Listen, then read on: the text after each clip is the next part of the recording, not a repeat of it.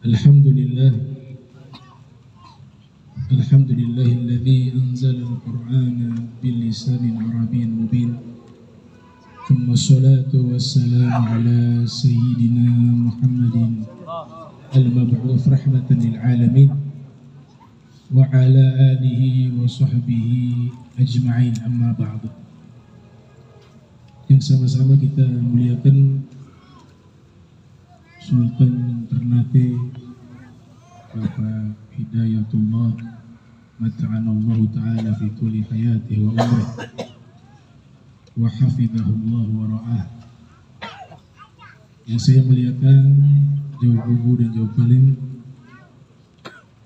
Al-Ustaz Dzulkiram mata'anallahu ta'ala fi tuli hayati wa umrih wa nafa'ana bihi wa bi ulumihi wa amadana bi asrarihi wa adana min barakatihi fi darain.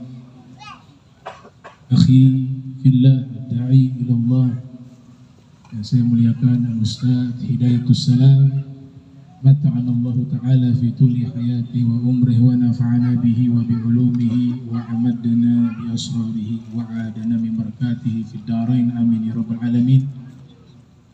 Pimpinan Pondok Pesantren Al-Fatah Ustaz Khairuddin beserta seluruh para asatiz pondok pesantren yang ada di Aki Bocah, yang saya muliakan para pejabat, Bapak Sekda, ada Al-Habib Hussein, Pak Bakhtiar, dan seluruh perwakilan aparatur negara dari BNN, Bapak Zainuddin, kemudian Al-Habib Fauzi As-Sagaf, Al-Habib Abdul Bari As-Sagaf, dan semua hadirin wa hadirat yang insya Allah dirahmati Allah subhanahu wa ta'ala. Alhamdulillah, di malam hari ini kita sama-sama telah membacakan Al-Istighatsah, yang artinya talabul abdi al-ighatsata wal ma'unah mimman yas'afuhu aw yadfa'u anhu inda al-wuqu'i fi syiddati aw nahwiha. Jadi istighatsah artinya permohonan hamba meminta kepada Allah pertolongan dan bantuan, dan juga meminta kepada makhluk Allah yang Allah jadikan sebab untuk bisa memberikan pertolongan kepada kita di saat kita mengalami kesulitan dan kesusahan. Dan kita bersyukur di malam hari ini kita berada di tempat yang bersejarah. Ini satu hal yang istimewa karena kita adakan zikir di depan Kedaton Kesultanan Ternate. Ini adalah situs sejarah yang masih sampai saat ini terjaga dan menggambarkan kejayaan Kesultanan Ternate di masa lampau yang luar biasa dan masih eksis sampai sekarang. Ini satu kenikmatan yang Allah berikan bagi kota Ternate. Di dalam Al-Quranul Karim, mungkin berbicara sejarah sedikit Ustaz, nanti kita korelasikan dengan sejarah Kesultanan Ternate. Nanti mohon dikoreksi Ustaz kalau ada yang keliru. Semampu penelitian saya, sebenarnya Al-Quran mengisyaratkan sejarah Nusantara itu ada isyarat di dalam Al-Quran dan punya korelasi juga dengan sejarah yang ada di Maluku Utara. Kita ketika membaca Al-Quran di dalam surat Al-Insan ayat 5, Allah subhanahu wa ta'ala berfirman, innal abrara yashrabuna min ka'sin kana mizazuha kafura. Sesungguhnya orang-orang yang baik mereka meminum dari gelas yang isinya ada campuran kafur.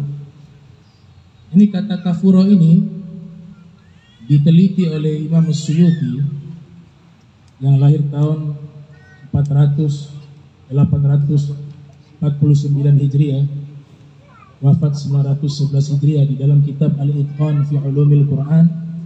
Beliau menyatakan kata kafur ini adalah kata serapan dari bahasa Arab mengambil bahasa asing.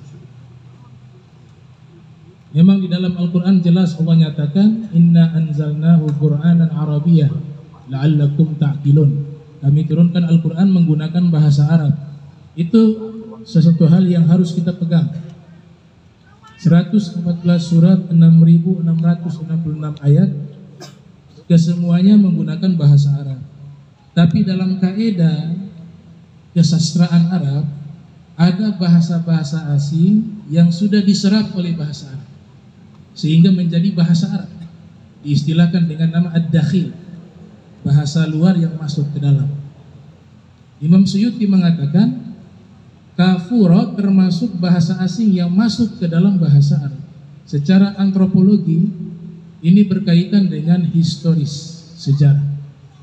Oleh sebab itu dikatakan oleh Al-Imam Fakhruddin Ar-Razi yang lahir tahun 544 Hijriah, wafat 606 Hijriah, di dalam tafsirnya Mafatihul Ghaib, beliau mengatakan kata kafur di sini artinya adalah satu jenis wangi-wangian yang Allah pinjam kosakatanya sebagai minuman di surga yang baunya wangi, rasanya lezat, dan tidak memiliki racun ataupun mudarat. Maka dari sinilah keluar penelitian para ulama, apa sebenarnya dan dari mana asal kata kafur itu, yang artinya kamper, yang artinya wangi-wangian, atau yang diistilahkan dalam bahasa kita yang sederhana disebut dengan kapur. Maka diteliti oleh seorang ulama asal Tunisia bernama Syekh Tahir Ibnu Ashur di dalam tafsirnya At-Tahrir wa Tanwir. Ketika menafsirkan kata kafur, beliau mengatakan zaitun yustakhraju min syajaratin tanbutu fi biladisin wa Jawa. Kafur adalah zaitun, minyak yang wangi, yang diproses dan dikeluarkan dari sejenis satu pohon. Yang menarik, beliau katakan tanbutu fi biladisin wa Jawa, dan pohon ini hanya tumbuh di wilayah Cina dan Jawa. Lafaz Jawa ini yang perlu kita garis bawahi.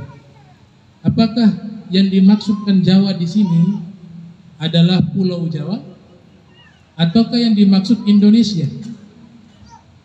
Karena di zaman dahulu nama Indonesia itu belum ada. Walaupun ulama Ibnu Ashur dia hidup di masa akhir-akhir, ya, tidak jauh dengan masa kita. Beliau ulama Madrasah Zaituniyah. Jadi beliau mengatakan Jawa di sini coba disimpulkan oleh para ulama Mesir dari Al-Azhar Al-Syarif ketika menyebut Jawa di masa Indonesia namanya belum disebut Indonesia, atau Indonesia itu belum ada namanya, maka yang dimaksud adalah Nusantara, termasuk Pulau Jawa, Sumatera, Kalimantan, itu disebut juga Jawa. Oleh sebab itu ulama-ulama terdahulu yang mereka belajar dan mengajar di Makkah Mukarramah selalu dinisbatkan dengan nama daerah mereka. Kita sebut saja ada Syekh Nawawi Al-Banten, Syekh Arsyad Al-Banjari, Syekh Abdul Somad Al-Falembangi, Syekh Ahmad Khotib Minkabawi, Syekh Ahmad Khotib Sambasi. Itu identitas asal mereka. Tapi kalau ditanya kepada mereka berasal dari mana? Jawabannya satu, dari Jawa. Jadi Jawa itu mewakili seluruh Nusantara. Maka disinilah ada salah satu tokoh geografi Islam bernama Syekh Ali bin Musa. Syekh Ali bin Musa menulis kitab namanya Geografi, Geografia bahasa Arabnya. Di sini yang memperjelas kata kafur tersebut. Beliau mengatakan bahwa Madinatu Funsur atau Fansur allati yunsabu ilaiha al-kafur al-fansuri.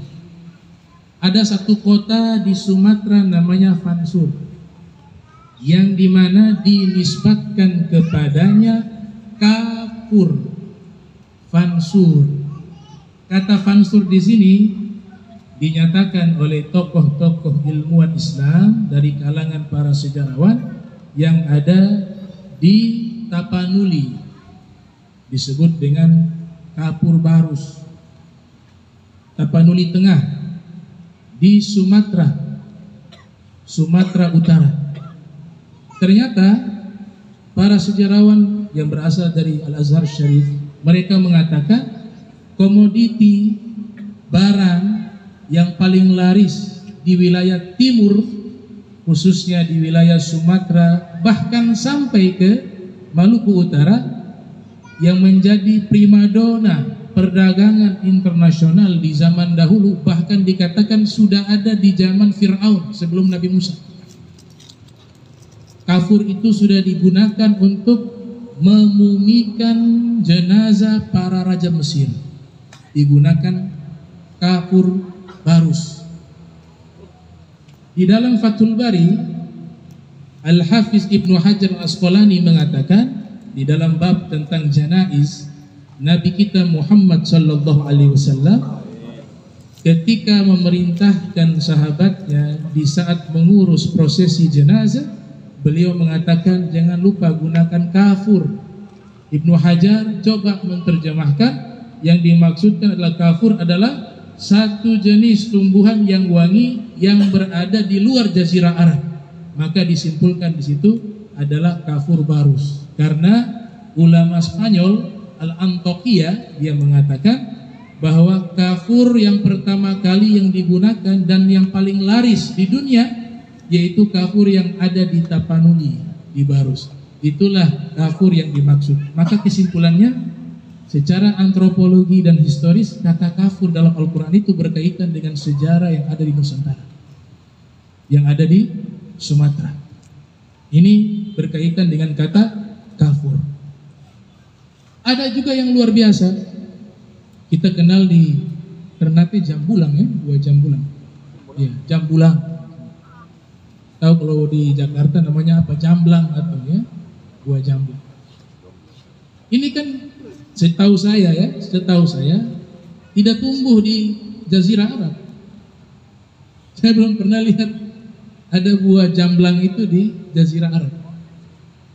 Tapi subhanallah, ketika menelaah kitab Ar-Risalah cetakan Darul Kutub Ilmiah Libanon, ini saya tidak tahu apakah aslinya dari kitab Ar-Risalah atau memang tambahan dari percetakan ya. Tapi saya punya kitabnya itu, ada satu bab namanya bab Asy-Syafi'i At-Tabib, bab Imam Syafi'i sebagai dokter. Di situ Imam Syafi'i mengatakan, lam ara anfa'alil waba minal banafsaji yudhanu bihi wa yushrab. Saya tidak melihat sesuatu yang paling manfaat di dalam mencegah wabah virus seperti buah yang namanya banafsaji, buah berwarna ungu. Kita buka Kamus Muhit karya Fairuz Abadi, salah satu gurunya Ibnu Hajar. Di situ dikatakan buah jamblang atau jambulang kalau di sini bilang. Dari mana Imam Syafi'i tahu ini? Buah jambulang ada di masa Imam Syafi'i. Pasti di sini lewat jalur perdagangan. Kita kenal dalam sejarah jalur sutra. Jalur sutra. Subhanallah, kafur masuk, buah jamblang juga masuk. Kalau korelasi dengan Maluku Utara, ada satu hasil tanaman yang populer waktu itu. Bahkan disebutkan di dalam buku The Secret of Spices, The Secret of Spices, rahasia rempah-rempah. Itu dikatakan buah cengkeh dan palak, kurunful sama zauzutib itu menjadi primadona di Eropa dan di Jazirah Arab.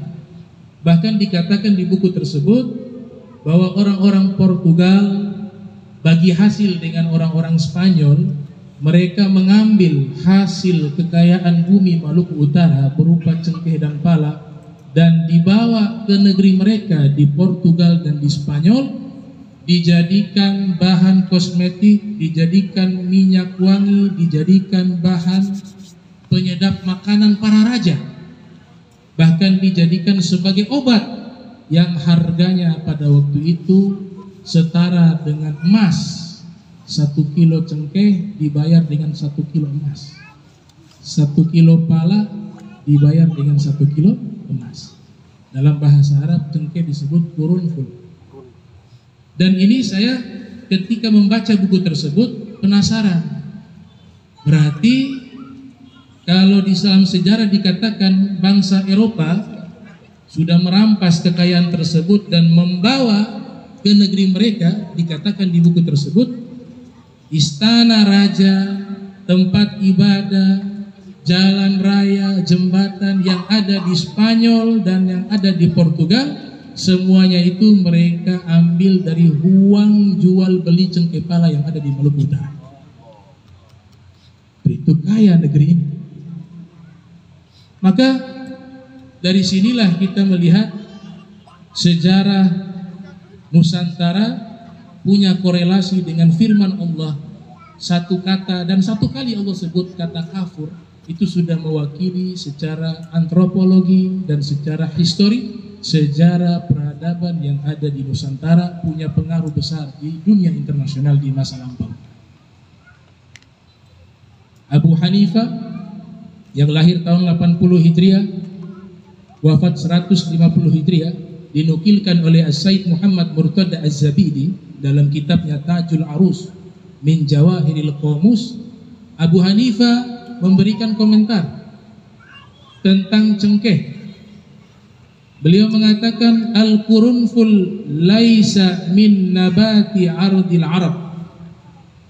Cengkeh ini dia bukan berasal dari negeri Arab, kata Abu Hanifah. Kemudian Said Muhammad Murtada Az-Zabidi memberikan komentar tambahan, dia berada di wilayah yang jauh di bagian timur. Isyaratnya seperti itu. Syekh Yusuf Al-Lahji ketika mensyarahi kitab Wasailul Wusul ila Muntahasul, Wasailul Wusul ila Syama'ilir Rasul, karya Syekh Yusuf An-Nabhani. Syekh Yusuf Al-Lahji ini salah satu guru dari Abu Yasaid Muhammad bin Alwi Al-Maliki. Dia mensyarahi kitab tersebut. Beliau mensyarahi, ada riwayat yang menarik di mana diceritakan Sayyidina Hasan dan Sayyidina Abdullah bin Abbas dan Sayyidina Abdullah bin Ja'far, mereka pernah datang ke rumah Ummu Salamah yang tidak lain adalah istrinya baginda Nabi Muhammad sallallahu alaihi wasallam. Di saat Nabi sudah wafat, datanglah ketiga pemuda ini ke rumah Ummu Salamah. Sampailah di rumah Ummu Salamah, mereka katakan, wahai Ummu Salamah, tolong berikan makanan yang biasa Nabi sering makan di rumahmu, di tempatmu. Maka Ummu Salamah memasak. Setelah sudah memasak makanan kesukaan Nabi sallallahu alaihi wasallam, dihidangkan kepada mereka. Ketika mereka mencicipi, mereka mengatakan, ini makanan yang sangat lezat, ta'amun ladhibun. Bahan-bahannya apa wahai Ummu Salamah? Ummu Salamah menyebutkan bahan-bahannya adalah at-tawabil. Makna tawabil, rempah-rempah yang kebanyakan ada di Hindi. Di Hind. Ini ucapan dari Ummu Salamah disebut Hind.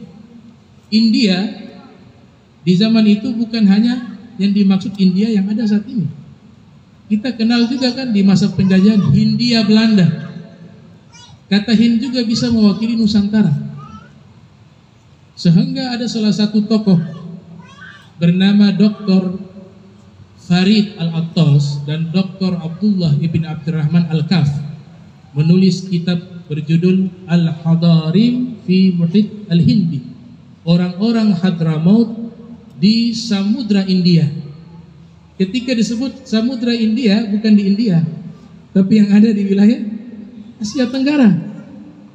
Maka bisa kemungkinan, saya tidak berani pastikan, yang dimaksud bahan-bahan rempah-rempah tersebut yang dikatakan oleh Imam Hasan lezat ini makanan. Kemudian Ummu Salamah mengatakan ini bahan-bahannya berasal dari India, dari Hind. Bisa kemungkinan di situ ada cengkeh dan pala.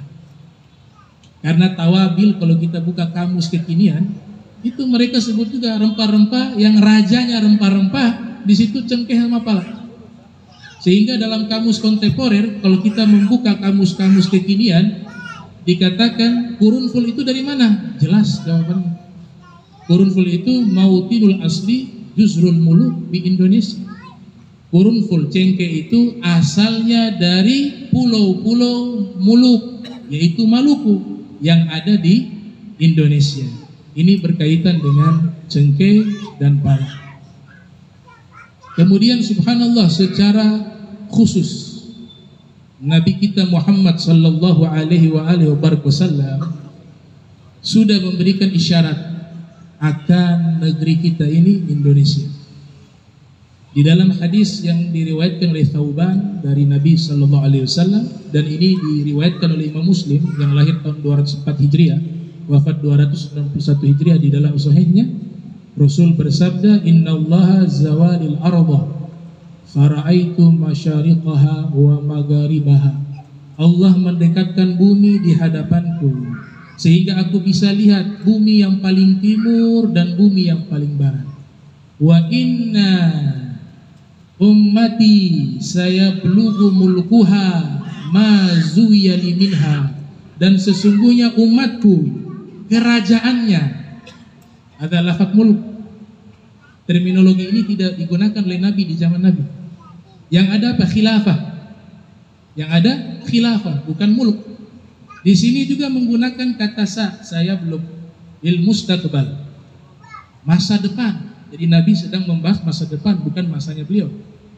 Beliau mengatakan, Allah dekatkan bumi di hadapanku, aku bisa melihat paling timurnya bumi dan paling baratnya bumi. Dan sesungguhnya umatku kerajaannya akan sampai di tempat yang Allah dekatkan di hadapanku.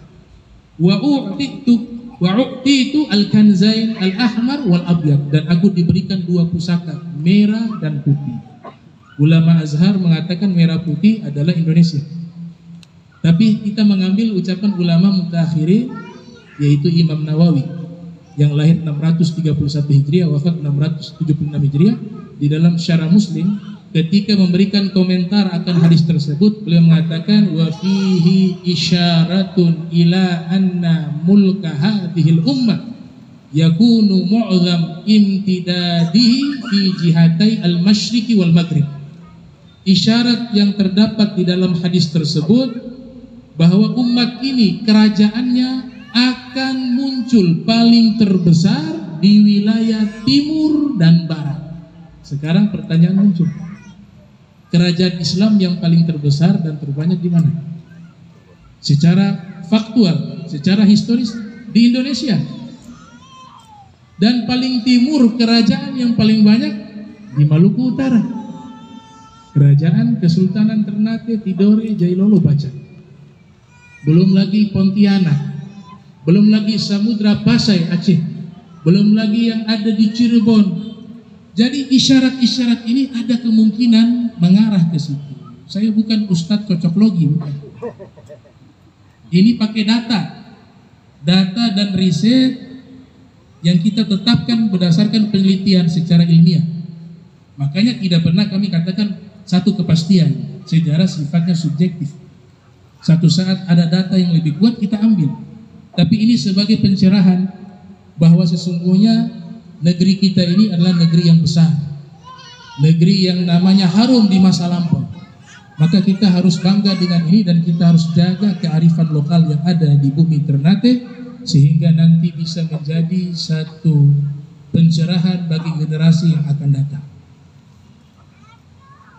Nah, lantas kenapa dikatakan oleh para ulama kerajaan yang paling terbesar yang ada, kata Nabi Imam Nawawi buatkan, di wilayah timur dan barat. Paling timur, paling banyak kerajaan Islam di Maluku Utara. Dan yang puncaknya nanti dikaitkan oleh Profesor Dr. Buya Hamka dalam bukunya Sejarah Umat Islam. Itu Buya Hamka ada sebut bahwa kerajaan-kerajaan yang ada, yang populer diantaranya yang berada di timur dan juga yang ada di Aceh, namanya Samudra Pasai. Ibnu Battuta, seorang geografer Muslim yang lahir tahun 703 Hijriah, wafat 779 Hijriah, ada bukunya kan, itu bukan beliau yang tulis, tapi beliau dikte kemudian ada yang menulis. Nama bukunya Ar-Rihlah. Beliau katakan saya tiba di satu tempat namanya Sumatera. Diambil dari kata samudra. Sumatera diambil dari kata samudra. Saya sampai di sana abad ke-7 Hijriah. Sampai di sana. Saya bertemu dengan raja. Raja tersebut bermazhab Syafi'i, kata dia. Mereka makannya nasi. Di samping raja banyak ulama yang mereka saling bertukar pikiran dan membuat semacam pembahasan fikih antara ulama dengan rajanya. Jadi rajanya ini, kata Buya Hamka, alim dan faqih mazhab Syafi'i. Ternyata di situ mereka mengatakan banyaknya ulama pada waktu itu kebanyakan berasal dari wilayah Hadramaut. Murid-murid daripada Muhammad Shahib al-Marbat dan Imam Muhammad Maulad Dawileh. Dan itu dinyatakan oleh Ibnu Battuta sendiri dan dikutip oleh Dr. Ja'fari dalam kitabnya Aulia Asy-Syarqil Ba'id. Ketika Ibnu Battuta pergi ke Hadramaut, dia bertemu dengan Al-Habib Abdurrahman bin Muhammad As-Saggaf yang lahir pada tahun 739 Hijriah, wafat 819 Hijriah. Ketika bertemu dengan Al-Habib Abdurrahman bin Muhammad As-Saggaf, dan ini marga As-Saggaf yang pertama. Kalau marga As-Saggaf yang pertama Al-Habib Abdurrahman bin Muhammad As-Saggaf. Ibnu Battuta ketemu langsung. Al-Habib Abdurrahman bertanya kepada Ibnu Battuta, kau pergi kemana saja? Maka dia katakan, saya pergi ke Sumatera, bertemu Raja Fulan bin Fulan yang ada di Samudra Pasir. Al-Habib Abdurrahman As-Saggaf mengatakan, kami punya keluarga banyak di sana, dan kami punya guru-guru yang sambung ke atas sampai kepada Imam Maulad Dawileh. Abangnya beliau kan Maulad Dawileh, Al-Habib Abdurrahman bin Muhammad Maulad Dawileh. Sampai ke atas lagi Muhammad Shahib al-Marbat. Mereka memiliki murid-murid yang sangat banyak, diperintahkan untuk berdakwah di Samudra Pasir. Maka ini korelasi, nanti ada hubungannya dengan kesultanan-kesultanan yang ada di seluruh Nusantara, termasuk di Ternate. Dan ini alhamdulillah kita bersyukur di Ternate juga dai yang datang bernama Al-Imam Ja'far As-Shadiq. Ya, datang tiba di Ternate hari Senin 6 Muharram tahun 643 Hijriah. Berarti lebih dahulu beliau sebelum datangnya Wali Songo ke Pulau Jawa, kalau berdasarkan tahun ini. Memang saya dengar ada dua riwayat ya. Ini adalah kekayaan hasanah. Kalau sejarah kita bisa ambil yang mana yang kita mau, selama ada data dan keyakinan, tidak ada masalah. Kalau khilafiyah dalam masalah itu tidak bermasalah. Masalah akidah yang bermasalah kalau khilafiyah. Ya, harus Asy'ari harus Maturidi harus. Tapi kalau fikih tidak harus Syafi'i. Ini saudara-saudara yang belajar di India, mereka bisa menganut mazhab Hanafi. Yang di Afrika mazhab Maliki. Yang di Indonesia mazhab Syafi'i. Tapi ulama dulu bijak. Kalau datang ke kampung asal yang di situ sudah mayoritas mazhab tersebut, dia harus berbaur dengan mazhab itu sehingga tidak terjadi benturan. Itu namanya kebijaksanaan. Tapi artinya 4 mazhab ini adalah mazhab yang benar secara fikih. Kalau akidah, yang 2 ini yang disepakati, Asy'ariyah dan Maturidiyah. Tidak boleh kita beda. Nah, sehingga sejarah mengatakan Imam Ja'far As-Shadiq yang datang ke Ternate ada 2 versi. Versi pertama, keyakinan Imam Ja'far As-Shadiq yang masyhur, yang lahir tahun 83 Hijriah, wafat 148 Hijriah. Al-Imam Ja'far As-Shadiq bin Muhammad Al-Baqir bin Ali Zainal Abidin bin Husain bin Ali bin Abi Thalib. Ini keyakinan orang tua-tua kita yang ada di Ternate yang pertama. Kalau bagi saya bisa kemungkinan juga mereka para aulia ada di bab fikih namanya pindah tempat dalam waktu sesaat. Bab keramat itu ada dibahas dalam fikih. Dan itu bukan hal yang tidak mungkin. Bahkan Imam Zahabi yang lahir 673 Hijriah, wafat 748 Hijriah, di dalam kitab Syiaru A'lamin Nubala, ketika membahas autobiografinya Abu Yazid Al-Bistami, Abu Yazid mengatakan guru saya Imam Ja'far As-Shadiq. Padahal Imam Ja'far As-Shadiq sudah meninggal, Abu Yazid belum lahir. Abu Yazid itu abad kedua Hijriah, tidak bertemu dengan Imam Ja'far As-Shadiq. Imam Ja'far As-Shadiq wafat 148 Hijriah, lahir 83 Hijriah, sedangkan Abu Yazid lahir pada tahun 200-an, abad kedua Hijriah. Dari mana bisa tersambung? Oh, kalangan para sufi percaya ada yang namanya guru ruhaniyah. Walaupun sudah meninggal, dia bisa hadir karena punya koneksi kuat hati murid dengan guru, walaupun gurunya sudah meninggal. Yang kedua, para fuqaha seperti Ibnu Hajar Al-Haytami dalam kitabnya Al-Fatawa Al-Hadithiyah mengatakan bahwa ada yang disebut dengan orang berpindah-pindah tempat ketika membahas bab keramat. Itu ada. Dari Makkah sudah pindah ke Yaman, dari Yaman pindah ke Mesir. Nah, sehingga hal ini mungkin terjadi. Sekali lagi mungkin, bukan pasti. Mungkin terjadi. Atau yang kedua, Imam Ja'far Shadiq yang datang ke Ternate ini adalah keturunan daripada Imam Ja'far Shadiq yang pertama tadi, yang disebut dikuburkan di Madinah. Mereka datang berdakwah. Maka ini satu kemuliaan besar.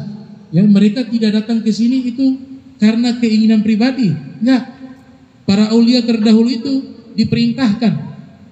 Dan kenapa paling banyaknya dai-dai yang berasal dari Hadramaut, yang berasal dari Persia? Kalau Imam Ja'far Shadiq ini dari Persia, ia datang ke Ternate. Sedangkan para habaib kebanyakan dari Hadramaut, mereka datang ke Nusantara. Sedangkan Wali Songo dari India. Tapi harus diingat, dari India itu bukan orang India asli, tapi adalah Abdul Malik. Beliau adalah ulama yang ada di Hadramaut. Abdul Malik ini hijrah ke India, nikah dengan putri raja yang ada di sana, punya turunan. Mereka itulah yang nanti disebut dengan Wali Songo. Makanya Abdul Malik disebut Abdul Malik Al-Muhajir Thani, orang yang berhijrah yang kedua. Yang pertama siapa? Al-Imam Ahmad bin Isa Al-Muhajir. Dia adalah muhajir awal, yang hijrah pertama. Dari Irak dia pindah ke Masjidil Tanah Suci Makkah Madinah, kemudian ke Hadramaut. Sedangkan turunannya Abdul Malik ini nanti hijrah ke India, ke Gujarat, menikah dengan putri raja, punya turunan sampai kepada Jamaluddin Hussein. Dia hijrah ke Nusantara, anak turunannya itulah yang nanti disebut dengan Wali 9. Ini yang jelaskan seorang doktor asal, kita kalau sebut doktornya ini bukan asli Indonesia, tapi lebih paham sejarah Wali Songo daripada kita. Secara jujur, saya baca kitabnya itu saya terkagum-kagum. Bahkan Sultan Babullah disebut sejarahnya di situ. Dia sebutkan Sultan Babullah bin Abdillah.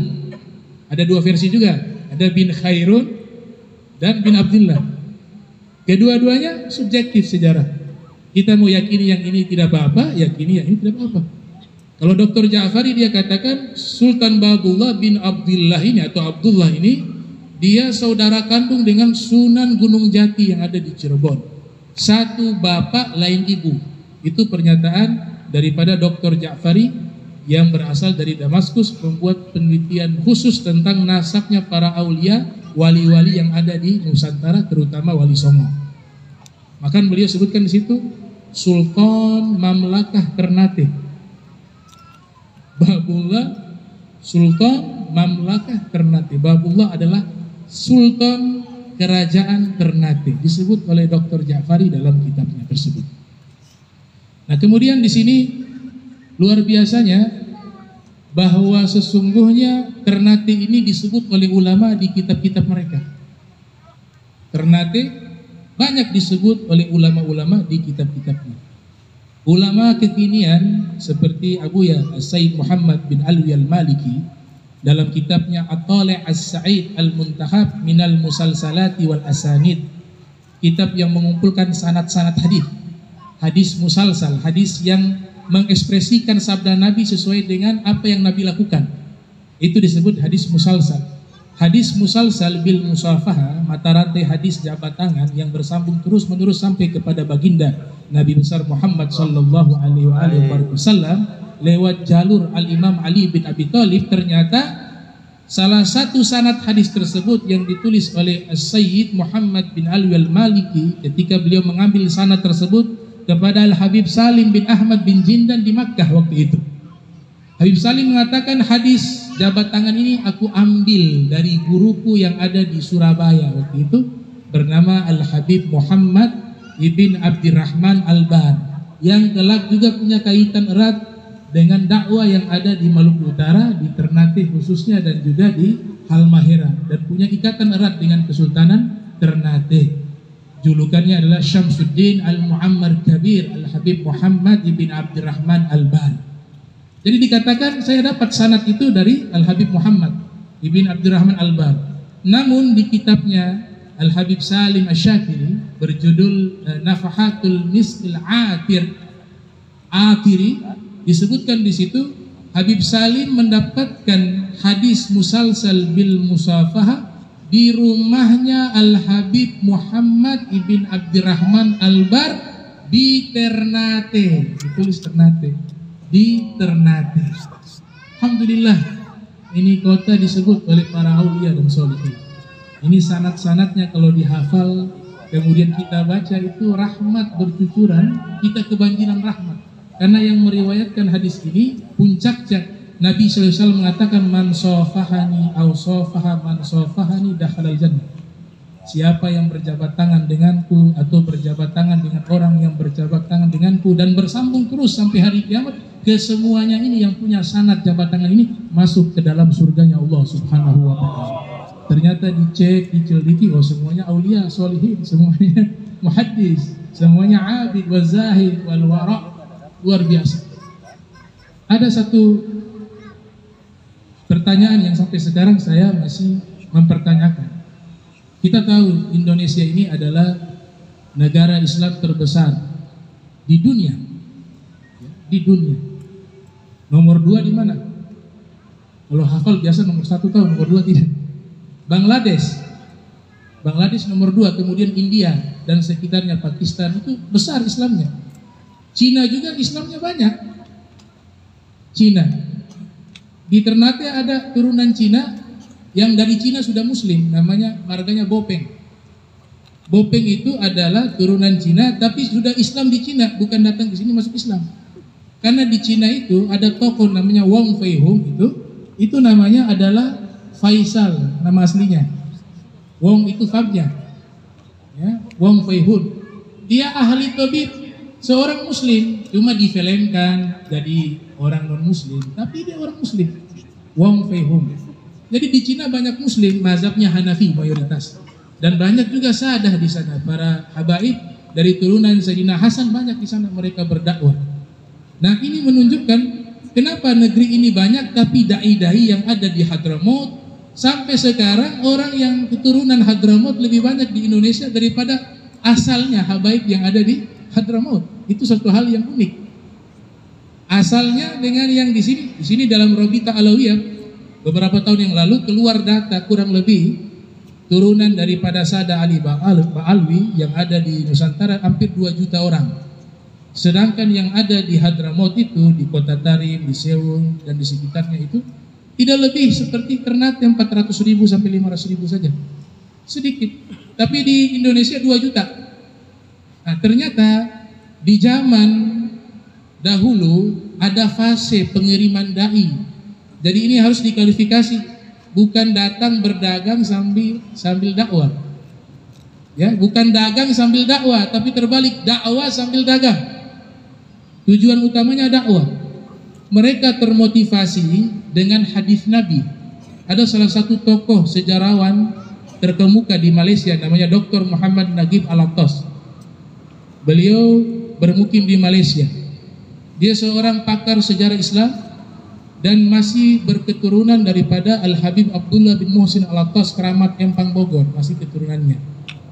Beliau menulis buku bahasa Inggris tentang sejarah Islam berjudul Historical Fact and Fiction. Di dalam buku tersebut beliau mengutip ada hadis Nabi. Nabi pernah mengatakan, setelah sepeninggalan saya, kata Nabi, akan ada negeri di atas angin, namanya samudra. Tadi Ibnu Battuta mengatakan Sumatera diambil dari samudra.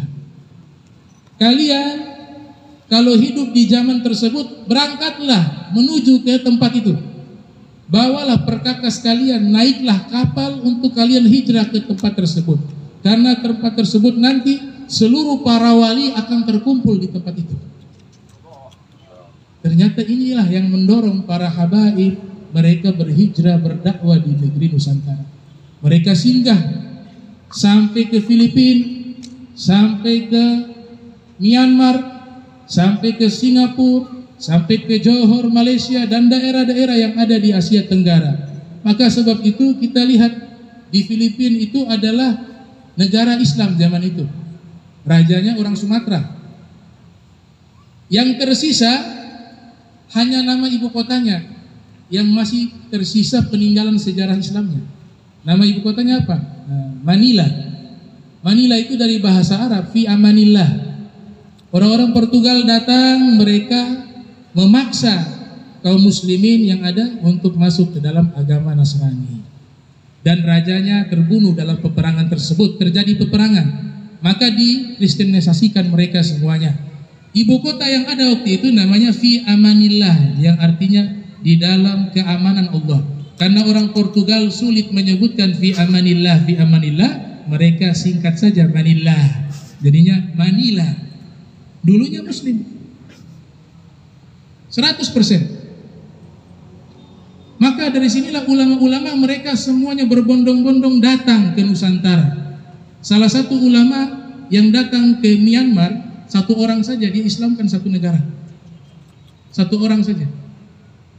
Kalau di Tanah Jawa 9 wali, kalau di Myanmar 1 wali. Di Singapura beberapa orang dai saja mampu mengislamkan. Dulu Singapura 100% Islam, 100%. Tapi sekarang sudah berubah. Nah, seorang tokoh Inggris yang menjadi gubernur yang tinggal di Kebun Raya Bogor, namanya Raffles. Ini diceritakan oleh Dr. Farid dan Dr. Abdullah bin Abdurrahman Al-Kaf dalam kitabnya Al-Hadarim fil Muhit Hindi, bahwa Raffles ini ketika tinggal di Bogor dia menulis buku namanya History of Java, sejarah Pulau Jawa. Kemudian dia pindah yang sekarang namanya Singapura. Dia pindah ke negeri tersebut, sudah ada banyak para aulia, para dai asli Hadramaut. Di antaranya yang sejaman namanya Al-Habib Nuh bin Muhammad Al-Habsyi. Dulu di Singapura heboh, beberapa puluh tahun yang lalu mereka membuat jalan raya. Kuburan Al-Habib Nuh bin Muhammad Al-Habsyi posisinya di tengah jalan dari proyek pembuatan jalan tersebut. Maka mereka memutuskan untuk membongkar kuburannya.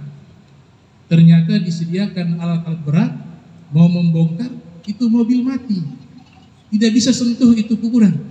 Sampai akhirnya banyak dari mereka yang tiba-tiba meninggal. Mereka cari tahu nih, kirim orang-orang dari Jepang datang dengan alat yang canggih, semuanya tidak bisa menyentuh makam tersebut. Mati, keluar di koran di Singapura. Heboh Singapura. Maka mereka tanya, ini kuburan siapa? Orang-orang Singapura mengatakan ini dulu tokoh ulama madzub, istilahnya madzub, bagaikan orang gila. Tapi itu spiritual mereka ditarik, namanya madzub, karena sudah fana dan istighraq. Ya, mereka punya jasad saja di dunia, tapi rohani dan spiritualnya sudah di alam yang lain, sehingga mereka seakan-akan terlihat seperti orang yang tidak normal.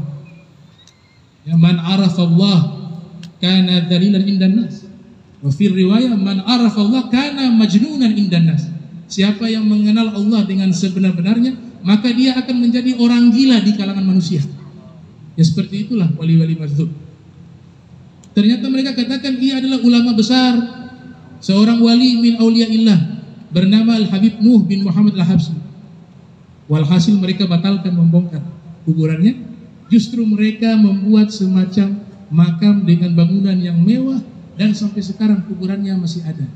Jalannya nanti dibuat menjadi terpisah ketika lewat makam beliau, dan dihaulkan setiap tahunnya. Banyak ulama-ulama seperti Al-Habib Umar sering setiap tahun datang haul di kuburannya Al-Habib Nuh bin Muhammad Al-Habsyi. Beliau sezaman dengan Raffles. Raffles yang mendirikan Singapura Dia datang ke Singapura waktu itu dengan pakaian mewahnya, dengan kudanya yang mewah. Bahkan ketika berjalan di jalan itu, anak buahnya membentangkan karpet merah agar kudanya berjalan di atas karpet. Sampai lewati satu tempat, Al-Habib Nuh bin Muhammad Al-Habsyi pakai sarung telanjang badan, rambut berantakan, wajah penuh debu. Dia menghalangi Raffles. Raffles bertanya, ini siapa nih orang gila ini? Anak buahnya yang sudah lama tinggal di Singapura kenal nih beliau, ini punya keramat. Dia katakan ini adalah seorang wali menurut orang-orang Islam. Kata Raffles, ini orang gila, orang suci tidak ada yang seperti ini. Diludah wajahnya Habib Nuh bin Muhammad Al-Habsyi. Wahai orang gila, geser kamu, kata Raffles. Maka ini Habib Nuh pun tergeser, diludah oleh Raffles.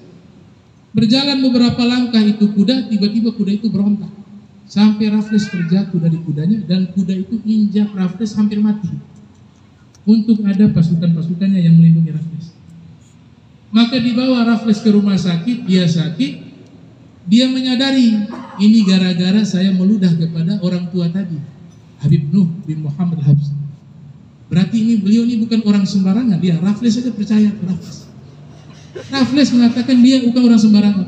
Maka datanglah Raffles minta maaf ketika sudah sembuh kepada Habib Nuh bin Muhammad Al-Habsyi, meminta maaf. Kemudian keluarganya diberikan sebidang tanah oleh Raffles yang nanti dibangun masjid di Singapura. Itu sejarah bagaimana para ulama-ulama terdahulu mereka datang berdakwah sampai ke negeri kita di Ternate. Mudah-mudahan kita bisa berkumpul dengan mereka nanti.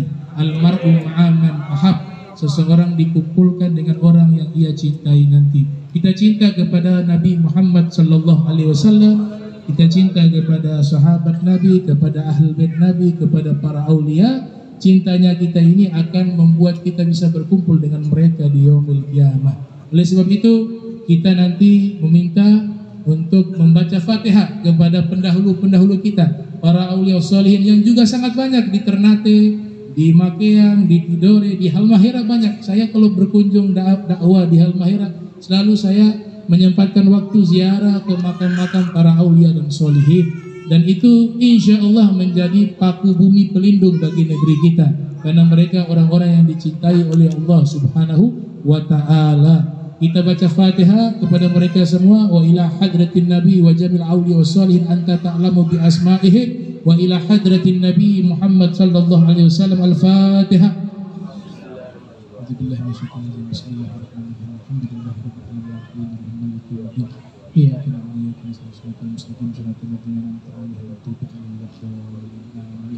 Ya, nanti kita tutup dengan doa. Ustaz Salam akan membacakan doa dan kita aminkan. Mudah-mudahan ini perkumpulan diridhoi oleh Allah.